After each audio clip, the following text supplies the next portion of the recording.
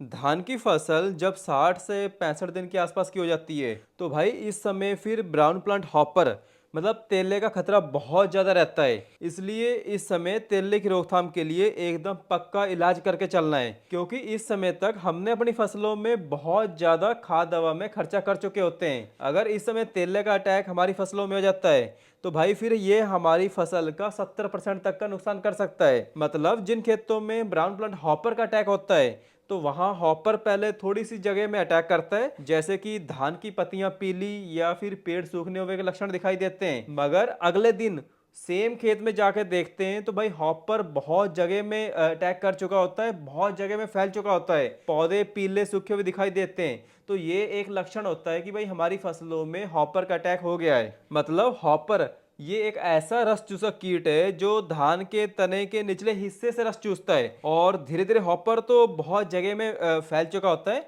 मगर शुरू में इसके लक्षण बहुत कम दिखाई देते हैं। सो अगर बालियां निकलने से पहले ब्राउन प्लांट हॉपर की रोकथाम नहीं करते हैं तो भाई ये हमारी फसल का काफी ज्यादा नुकसान कर सकता है। इसलिए हमें कोशिश ये करनी चाहिए कि भाई प्रिवेंटिव में जब धान की बालियां निकलने की अवस्था होती है या फिर 1 से 2% बाली निकल जाए तो हॉपर लगने से पहले ही जो अच्छे सिस्टमिक टेक्निकल आते हैं, जैसे कि पाइमेट्रोजाइन हो गया या डिनोटिफुरान हो गया या फिर ट्राइफ्लोमेज़ोप्रिम हो गया, इनमें से कोई भी एक दवा का अच्छे से हमें अपने खेतों में स्प्रे करवा देना है। क्योंकि इस समय तक जो मौसम होता है ये हॉपर के अनुकूल हो जाता है, तो फिर इस समय तक हॉपर के अटैक के लक्षण काफी ज्यादा देखने को मिलते हैं। इसलिए धान की बालियां निकलते समय एक स्प्रे बीपीएच की जरूर करवा देनी है। बाकी बात करें इन सब की डोज के बारे में तो जो ये पाइमेट्रोजाइन है इसकी सही डोज हमें लेनी है 120 से 125 ग्राम प्रति एकड़, और डाइनोटिफुरान की सही डोज हमें लेनी है 100 ग्राम प्रति एकड़। इसके अलावा जो ये ट्राइफ्लोमेज़ोप्रिम है इसकी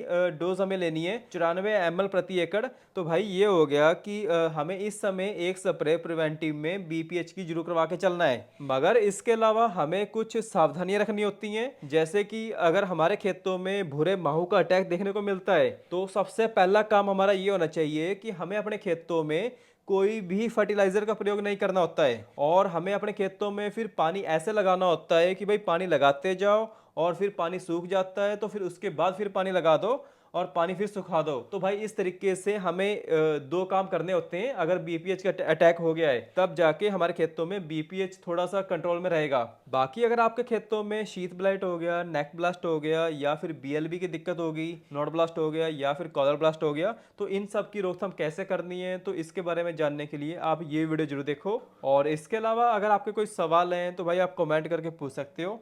धन्यवाद।